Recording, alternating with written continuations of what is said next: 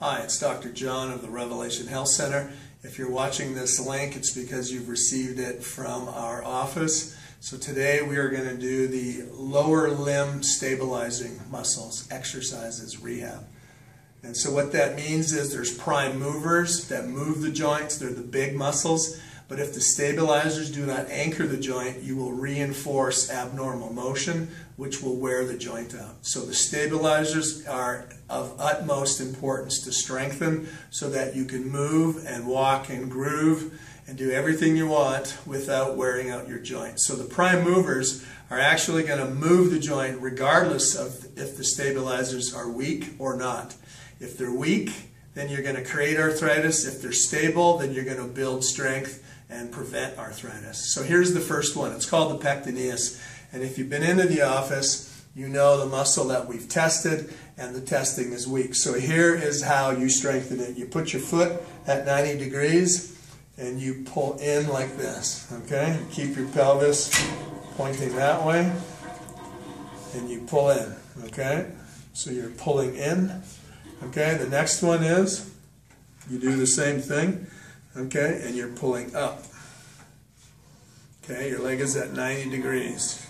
So what this is doing is exercising and strengthening the pectineus muscle that holds your femur head to your pubic bone. And that's super important so you don't wear out your hip when you walk or run or bike or sit, do anything, okay? All right, so those are the two muscles, okay? You do that, and then you do this, okay? Alright, start with low weight. You'll never ever get to a high weight load because they're stabilizers. They just won't handle it. If you go too high in your weight, you'll actually injure them and you'll have to start all over. Okay, the next muscle we want to do is the stabilizers behind the femur head. Okay, and it is the stabilizers that hold the femur head to the sacrum. So when you have the anterior pectineus working and you have the posterior stabilizers working, this prevents hip replacements and knee replacements. Okay, so here's how you would do it. On the left side, you would do it like this. Your arm is at 90 degrees. You're standing there, and what you're doing is you're going to hitch your butt into the stable arm. And then you're going to do a reverse lunge like this and come back up, okay?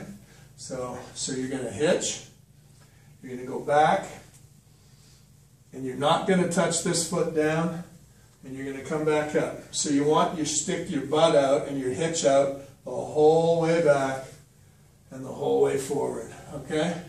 So you go down, your chest is high, okay? Your arm is straight right here, watch. So when we do that, it'll be like this. Okay? This arm will be straight and it'll come back.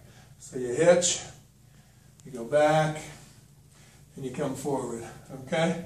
Let's do it with the other leg now. Okay? So you hitch. My arm's at 90 degrees, my chin is up, chin tuck.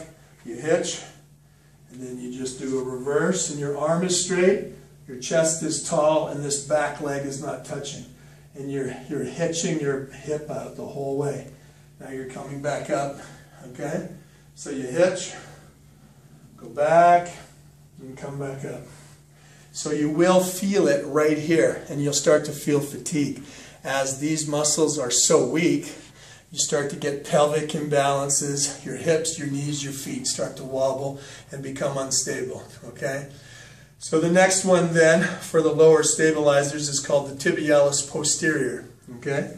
So what you do is you put a pulley around your foot and you will point your foot out like a ballerina.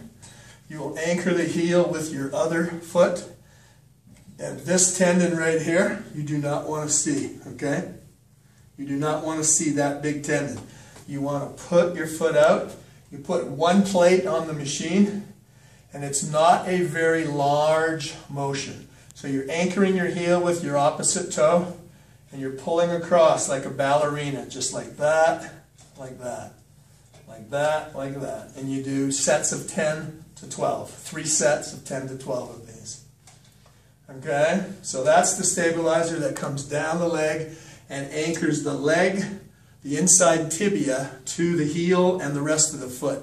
If that muscle goes weak, this bone drops and the muscle, the bone between the two bones of the leg follows, and it creates instability here. And what that does is it causes stretching all the way over on this side. So if this happens, your arch will flatten, you'll develop a bunion, you'll develop problems with your toes and problems with your knees. Okay, so the next move is to stabilize the muscle that's behind the knee here. It's called the popliteus. P-O-P-L-I-T-E-U-S if you want to look it up. So you anchor again. You want your knee at 90 degrees and your foot at 90 degrees.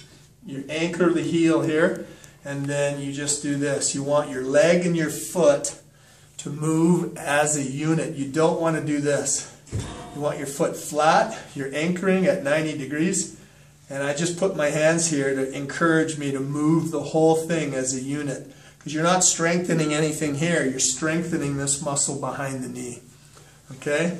So those are the stabilizer muscles. This one is the tibialis posterior. This one is the popliteus. The ones in the hip are the posterior and anterior stabilizers. So please enjoy doing those.